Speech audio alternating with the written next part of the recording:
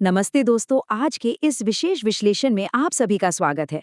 आज हम एक ऐसी प्राचीन और गहरी कथा पर बात करने वाले हैं जो हमें रुक कर ये सोचने पर मजबूर कर देगी कि असल में आस्था और भक्ति का असली मतलब क्या होता है। ये कोई आम कहानी नहीं है, ये एक ऐसा सफर है जो हमें दिखाएगा कि कैसे एक बिल्कुल साधारण सा इंसान बिना किसी किताबी ज्ञान के भक्ति की चरम सीमा को छू लेता है। तो चलिए बिना किसी देरी के इस अद्भुत सफर की शुरुआत करते हैं। खैर, गहराई में उतरने से पहले एक बहुत ही सीधा सा सवाल है। क्या सच में ईश्वर तक पहुंचने के लिए हमें बहुत सारे अनुष्ठानों, मंत्रों और एकदम कड़े नियमों की जरूरत होती है? मतलब, क्या आध्यात्मिकता सिर्फ उन गिने चुने लोगों के लिए है जिन्हें सारे शास्त्रों का ज्ञान है? आज हम जिस स्रोत और कहानी का विश्लेषण कर रहे हैं, वो इस धारणा को पूरी तरह से पलट कर रख देती है। चलिए आगे बढ़ते हैं और अपने मुख्य किरदार से मिलते हैं। भाग 1, कन्नप्पा, एक अद्वितीय भक्त और एक शिकारी की खोज। तो देखिए, बहुत समय पहले की बात है। एक घने जंगल में कन्नप्पा नाम का एक सीधा साधा शिकारी रहता था। अब दिलचस्प बात यह है कि दुनियादारी या किसी भी तरह के धार्मिक नियम कानून से उसका दूर दूर तक कोई लेना देना नहीं था। वो बिल्कुल अनपढ़ था। पूजा कैसे करते हैं, मंत्र क्या होते हैं, उसे कुछ नहीं पता था। लेकिन उसके भीतर जो था ना, वो किसी भी शास्त्र के ज्ञान से बहुत बड़ा था। एकदम शुद्ध, बिना किसी मिलावट का, भगवान शिव के लिए निस्वार्थ प्रेम। यार, उसके दिल में जो भक्ति थी ना, वो पूरी तरह से कच्ची और सच्ची थी। और यहीं से कहानी में असली मोड़ आता है। एक दिन हमेशा की तरह जंगल में शिकार करते हुए अचानक उसकी नजर एक शिवलिंग पर पड़ती है। कोई भव्य मंदिर नहीं, बस जंगल के बीचों बीच रखा एक शिवलिंग। उसे बिल्कुल अंदाजा नहीं था कि ये क्या है या इसके साथ कैसे व्यवहार करना है, लेकिन उसे बस इतना पता था कि उसे इससे एक बहुत गहरा जुड़ाव महसूस हो रहा है। भाग 2, प्रेम और पूजा की विधि, सीमाओं के बिना भक्ति। बिना किसी गाइडेंस के कन्नप्पा ने अपना ही एक तरीका निकाल लिया, और सच कहूं तो उसकी दिनचर्या जबरदस्त रूप से अनोखी थी। जरा सोचिए, उसके पास पूजा के लिए ना कोई साफ बर्तन था, ना कोई कलश। तो उसने क्या किया? वो रोज शिकार करता और नदी से पानी अपने ही मुंह में भरकर लाता था। फिर उसी पानी से वो शिवलिंग को स्नान करवाता और उसके बाद अपने ही हाथों से शिकार किया हुआ मांस अर्पित कर देता।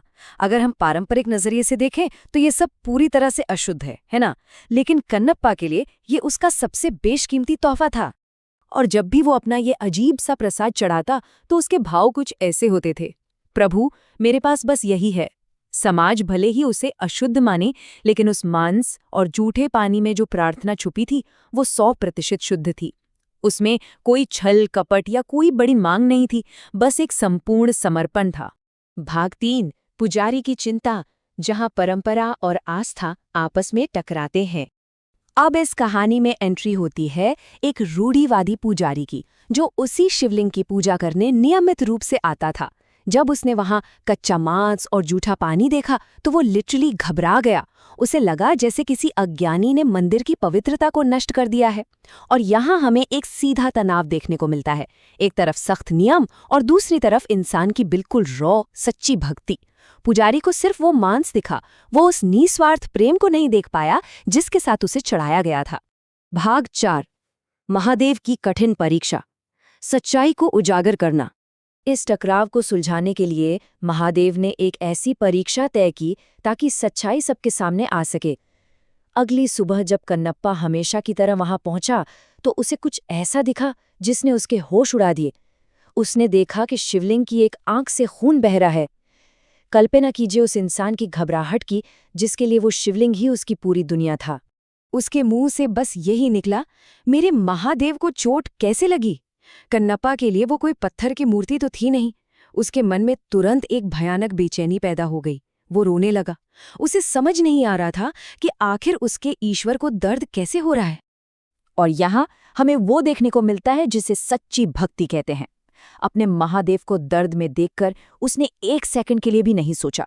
बिना किसी हिचकिचाहट के उसने एक नुकीले हथियार से अपनी खुद की आंख निकाल ली और उसे शिवलिंग की उस खून बहती जगह पर लगा दिया। और पता है क्या हुआ? खून तुरंत रुक गया। ये वाकई में रोंगटे खड़े कर देने वाला पल था। लेकिन रुकिए, परीक्षा अभी खत्म कहाँ हुई थी। जैसे ही पहली आंख का खून रुका, अचानक शिवलिंग की दूसरी आंख से भी तेजी से खून बहने लगा। अब स्थिति पूरी तरह से गंभीर हो चुकी थी। एक आंख वो पहले ही दे चुका था। अब उसके सामने एक ऐसी चॉइस थी जो शायद हम में से किसी के लिए भी असंभव होती। और यहाँ कन्नप्पा का एक्सट्रीम लॉजिक देखिए। उसने तय कर लिया कि वो अपनी दूसरी आंख भी दे देगा। लेकिन वेट, उसे पता था कि जैसे ही वो दूसरी आंख निकालेगा वो पूरी तरह से अंधा हो जाएगा। तो फिर वो आंख को सही जगह पर कैसे लगाएगा? यहाँ उसने एक बेहद हताश लेकिन ब्रिलियंट तरकीब निकाली। उसने अपना पैर शिवलिंग की उस दूसरी आंख के पास रख दिया ताकि अंधा होने के बाद भी वो स्पर्श से उस सही जगह को पहचान सके। ये समर्पण का बिल्कुल अल्टीमेट लेवल था। भाग 5 सच्ची भक्ति का सार, दिव्य हस्तक्षेप। जैसे ही वो अपनी दूसरी आंख निकालने ही वाला था, भगवान शिव स्वयं वहां प्रकट हो गए। महादेव ने खुद आगे बढ़कर उसका हाथ पकड़ लिया और उसे रोक दिया। और सिर्फ रोका ही नहीं, बल्कि चमत्कार की तरह उसकी आंखें भी उसे वापस लौटा दी।